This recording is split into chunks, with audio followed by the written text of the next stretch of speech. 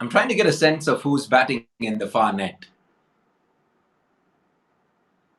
It isn't the clearest at the moment, so it's going to be hard for us to tell. But I'm not too sure if that's Prabhu Desai, if that's Azharuddin or Rajat Patidar. Let me try to get that answer.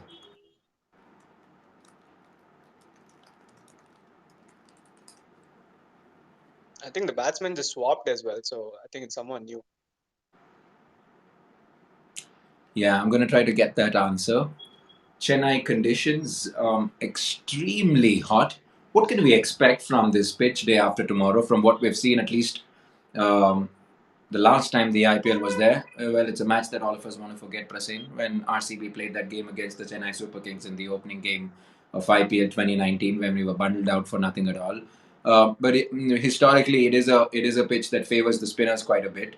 So I'm curious. I'm wondering if that's how it's going to be.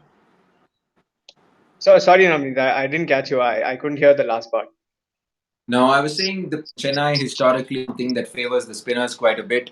We'd like to forget that match that RCB had against CSK in the opening game of 2019, right? So, and CSK struggled to get down that total of 120, 110, something like that. So, would you think that this would still be something where the spinners will have a field day? Yeah, I think Chennai for a long time has produced rank turners despite however fresh the pitch has been.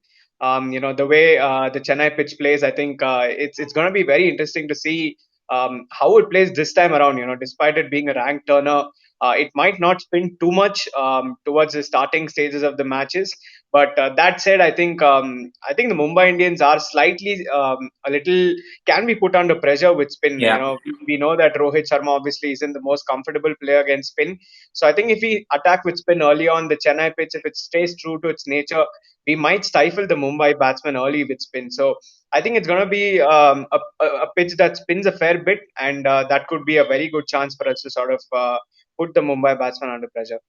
And it's interesting you speak about the top order of the Mumbai Indians and how they may be susceptible against spin. Let's talk about their spinners, in fact.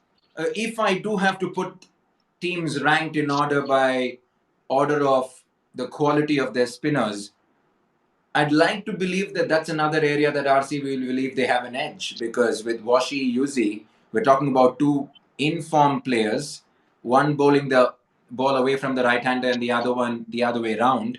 And obviously, Shahbaz and Glenn Maxwell, if they do bowl, will bring in that kind of variety. We're talking about Krunal Pandya and Rahul Chahar, who are likely to be in that playing 11. Let's just say that that's another aspect that RCB could very well put them under pressure. Yeah, absolutely. We certainly have the better spin contingent. If you were to probably put MI and RCB head to head, if you even talk about their new signee in Piyush Chawla, I'm not even sure how they're going to put him in the 11 because of the playing 11 that, like you mentioned, that they had in the final. They're probably going to want to stick to that. So I'm not sure how they're going to get Piyush Chawla and Rahul Chahar to play in that 11. But for a long time, Piyush Chawla hasn't exactly been a wicket taker, and neither has Rahul Chahar, because they aren't strike bowlers like Yuzvendra Chahal. Chahal always comes up and performs for RCB.